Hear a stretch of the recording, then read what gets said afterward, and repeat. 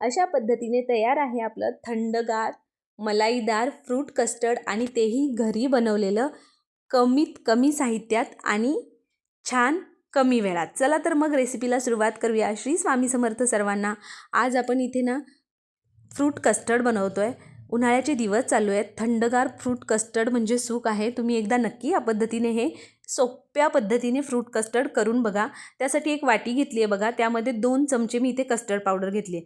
आता ही custard powder तुम्हाला किराणा मालाच्या दुकानात कुठेही मिळते, तर आणि खूप जास्त महागही नसते. अगदी 40 ते 45 रुपयाला याचं एक सॅचेट मिळून जातं. त्यामध्ये आता आपल्याला दूध घालून घ्यायचं आहे. इथे साधारणपणे अर्धी वाटी दूध घातलं आहे मी.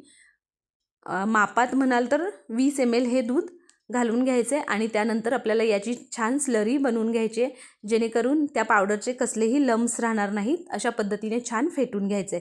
आता हे बघा आपलं छान इथे कस्टर्ड पावडरचं दूध तयार झालेलं आहे. मी गॅसवर कढई गरम करायला ठेवली आणि त्यामध्ये अर्धा लिटरमधलं बाकीचं जे दूध आहे म्हणजे 480 ml दूध आपण गरम करून घ्यायचं आहे. आता मी इथे हे दूध कढईमध्ये घालून घेतलेलं आहे आणि त्यामध्ये आपल्याला एक पाव वाटी साखर घालून घ्यायची. आता तुम्हाला ज्या पद्धतीने गोड हवं असेल तर तुम्ही साखर कमी जास्त करू शकता. आपण याच्यामध्ये फ्रूट्स वापरणार आहोत. फ्रूट्सही गोड असतात, तर त्यामुळे साखर तुम्ही तुमच्या अंदाजाने कमी जास्त करून घ्या.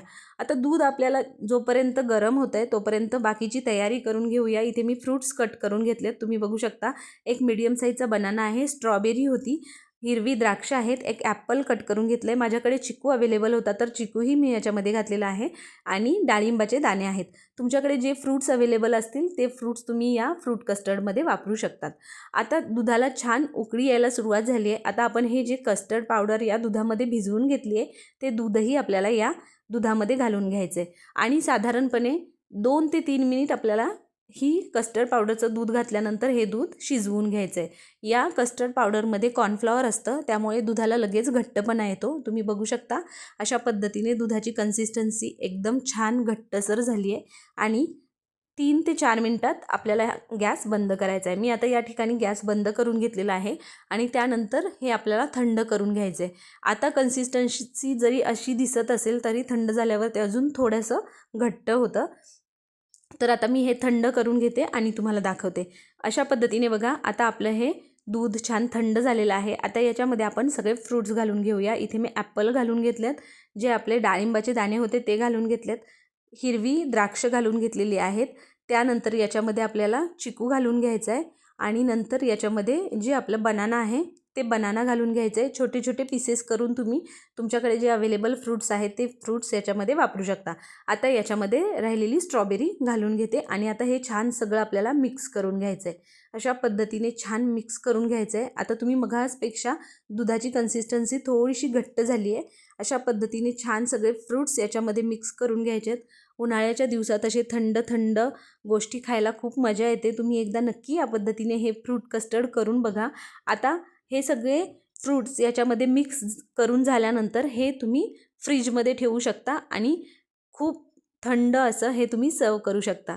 अशा पद्धतीने बघा आपलं इथे फ्रूट कस्टर्ड खाण्यासाठी एकदम रेडी आहे. एकदम चिल असं हे तुम्ही सर्व करा आणि एन्जॉय करा. खूप खूप छान झालं होतं.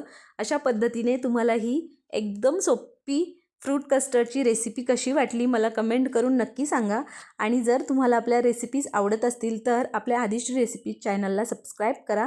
त्याचबरोबर बेल आयकॉनही प्रेस करा, जेणेकरून इथून पुढे येणाऱ्या छान छान रेसिपीच्या नोटिफिकेशन्स तुम्हाला मिळतील आणि त्या सगळ्या छान छान रेसिपीज तुम्हाला ट्राय करून बघता येतील. आता आपण हे फ्रूट कस्टर्ड एका ग्लासामध्ये बाउलमध्ये तुम्हाला जशा पद्धतीने खायला आवडेल तशा पद्धतीने तुम्ही सर्व करून हे खाऊ शकता. एकदम चिल्ड असं सर्व करायचं, अप्रतिम लागतं. चला तर मग मस्त हे फ्रूट कस्टर्ड करून बघा आणि मला कसं वाटलं कमेंट करून नक्की सांगा. आणि जर तुम्हाला आपली ही फ्रूट कस्टर्डची रेसिपी आवडली असेल तर रेसिपी लाईक करा, रेसिपीला शेअर करा, त्याचबरोबर आपल्या चॅनलला सबस्क्राईब करा. थँक्यू.